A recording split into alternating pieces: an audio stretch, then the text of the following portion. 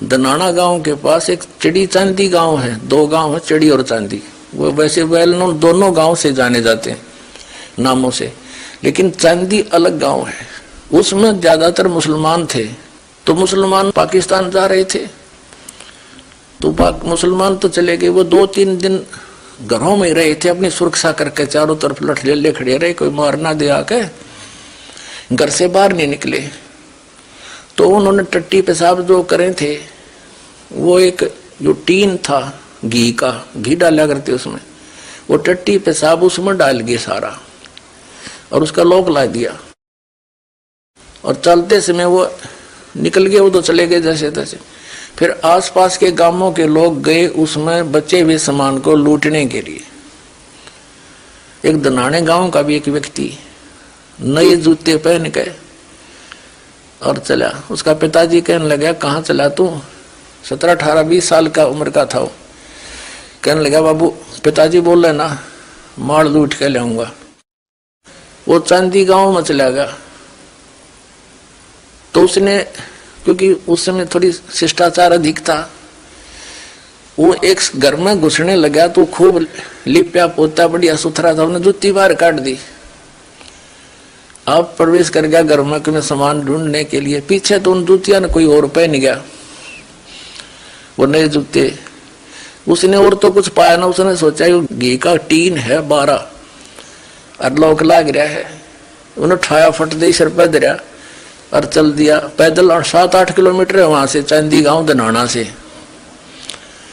वो 7-8 किलोमीटर पहुंचा, इतने सूर्योदय होने वाला हो गया। उसका पिताजी उसने गली में बैठा पाया द्वार के सामने। जूते कहाँ तेरे? और वो गया, जब उसके पिता ने कहा था जूती ना खोयाइए, क्योंकि उसमें बड़ा गरीब समय था, जूते मुश्किल से बड़ा करते। तो पिताजी ने जूतियां की चिंता थी, तेरी जूती कहाँ है? न बोला, बोल रहा है ना, जूती तो गई सो गई, मार ले रहा हूं, आजा। उन्हें भीतर जाके और कोठे में खोला, साड़ में रख दिया। बोला, जा बाबू दिखाऊंगा। पिताजी वो तोड़ा तुला तोड़ा, देखा उसमें गोबर गंद बड़ा, टट्टी पेशाब। मारे उसका बाबू ने, मारे उसके दुआ चढ़े, दुष्ट यू के ले आ गए तू। अब उसने कोई गई में गिरने देना, बार बार ना के कौन डालने दे, उन्हें ठा के सिर पे 2 किलोमीटर और डाल का कि बड़ी मजाक, उन्हें गिरना मुश्किल हो गया, घर तो उठाना मुश्किल हो गया। तो यो सत्यार्थ प्रकाश वो चांदी वाला घी का 12 था। हरियाचार्य सिर पर ठाए अंडे थे। हरिदास ने इसका ताला खोल के दिखा दिया, इसमें माल तो देख लो के है, लेवल तो देसी घी का है, पर माल के ही दिखा दिया इनका। ये भी नहीं तो फूकना मुश्किल हो जाएगा।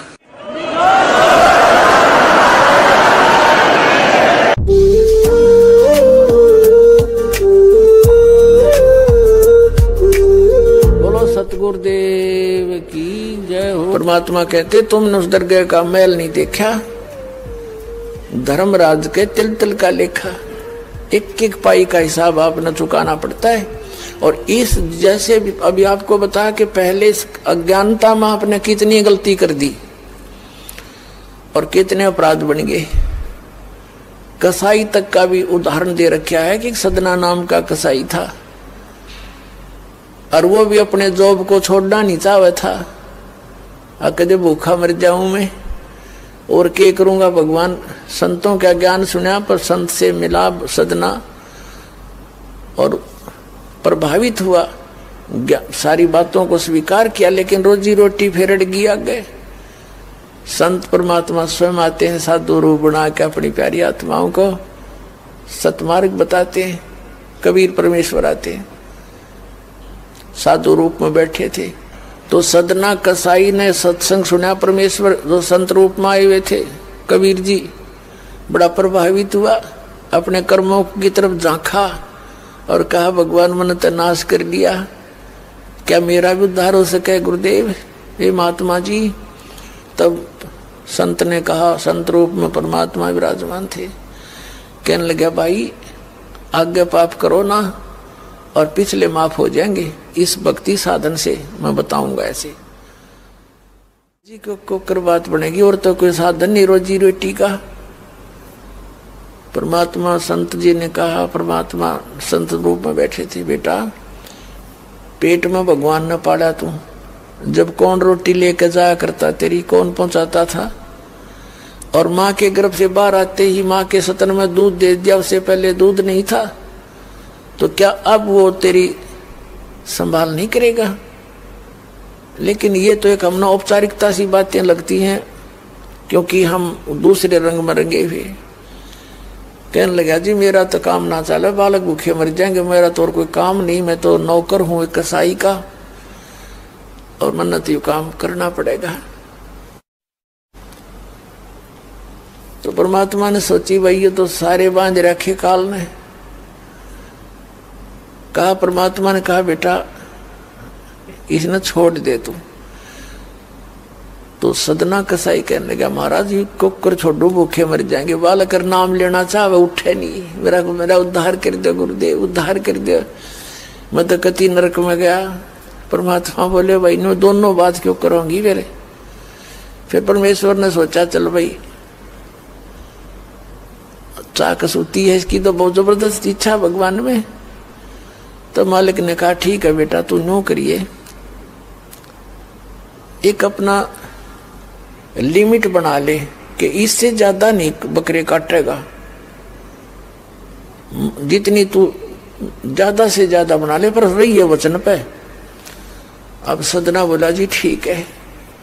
उसने सोचा रोज के 5-4 काटने पड़े हैं, हम बेईमान से। कहने लगा अब जी 100 तो ज्यादा नहीं काटूंगा डेली। परमात्मा बोले अच्छा भाई जाते ठीक है बेटा, देख रही है वचन पे, अकजी पक्का हूं मैं वचन का। चला गया।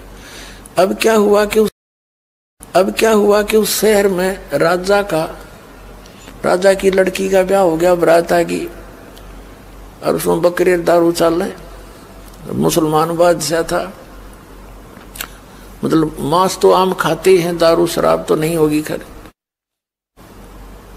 अब उसके सदना के मालिक ने आदेश दिया कि सदना बड़ा ऑर्डर आएगा उससे, और भाई ला दिए बकरे ला कर रख दिए 20। अब 20 काट दिए सदना ने, फिर डिमांड आएगी 20 की। और कहने का भाव ये है कि 100 के 100 बकरे कट गए, और सदना ने सोचा हे भगवान कति पूरी बात बनी, हे भगवान आपने प्रण भी आपने रखा, मेरी तो प्रतिज्ञा भी आपने रखी, मांझ दो के हथियार धर दिए, अकरेगी इज्जत आज तक कति नाश हो गया था। इतने में परमात्मा ने क्या, एक बहुत बड़े व्यापारी का रूप बना के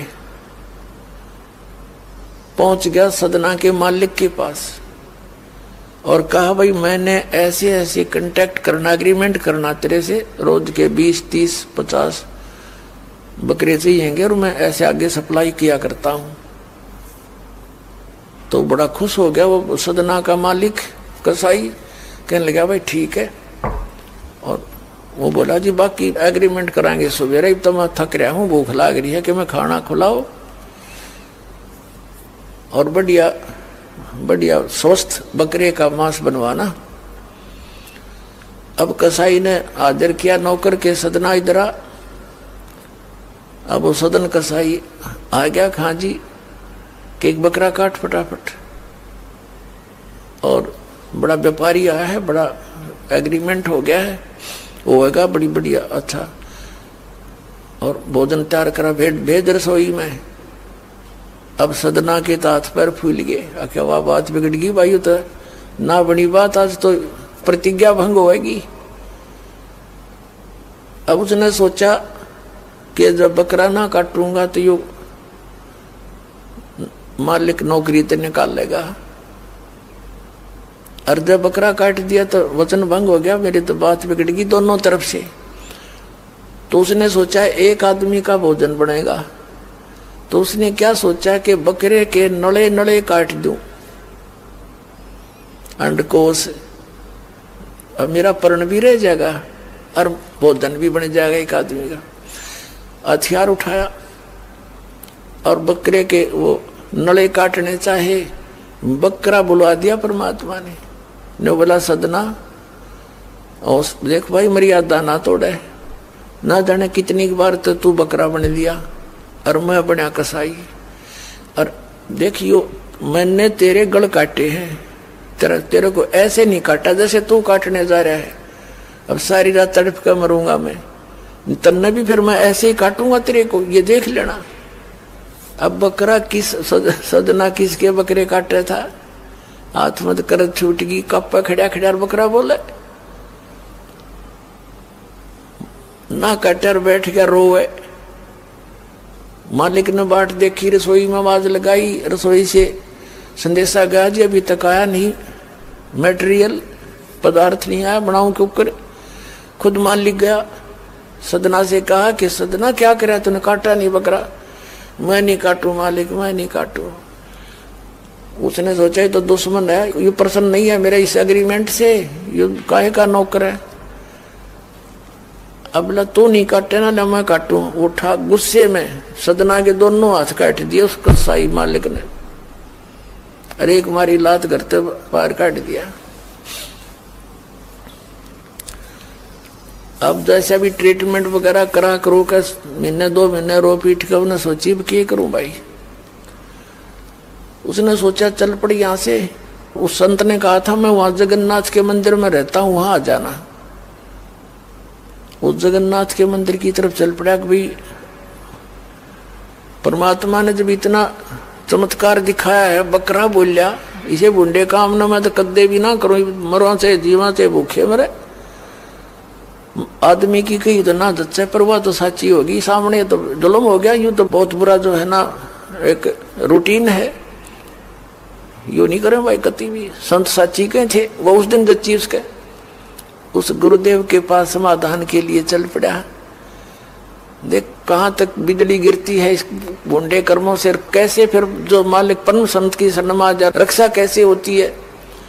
अब वो चला जा रहा था, पहले सरपंच नहीं होते थे, नंबरदार होली सोली होता था गांव का, और 5-4 गांव में से एक गांव वाले व्यक्ति नंबरदार को विशेष और पावर दे देता था राजा, जिस वो दंडित भी कर सकता था।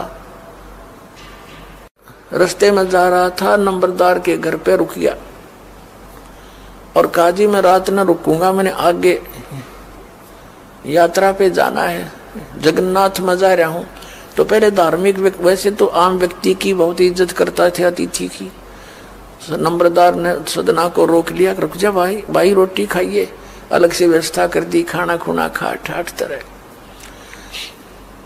अब क्या हुआ कि उस नंबरदार की पत्नी जो थी वो बैड कैरेक्टर थी, उसने सदना के साथ दुर्व्यवहार करने की चेष्टा की। वो रोने लग गया, माई मैं तो महा दुखी व्यक्ति हूँ, रात काटनी है, काटन दे तो काट दे, ना मैं भी चला जाऊंगा।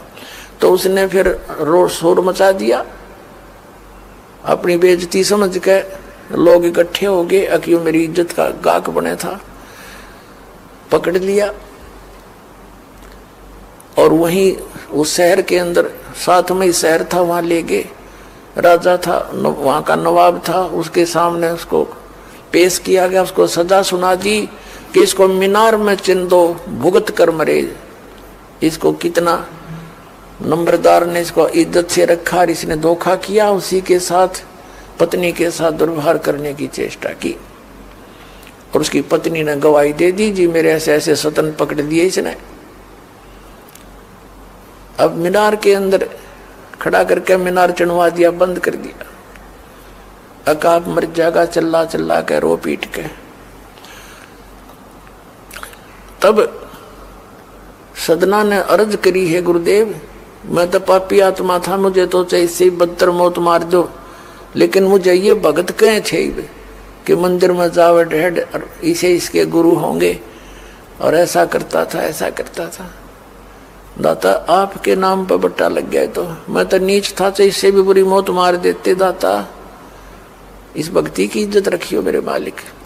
इतना ही कहा था, वो सारा मीनार फट गया और ईंटें उन सरपंच के सर में लगी, उसकी पत्नी के दोनों सतन कट के वहीं गिर गए, खून चल पड़ा।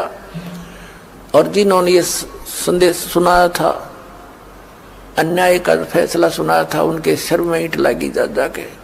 और देखा इतना आवाज हुई, आसपास सब भागे आए, देखण आए, और सदना के दोनों हाथ पूरे हो गए, कटे हुए नहीं रहे। बोलो सतगुरुदेव।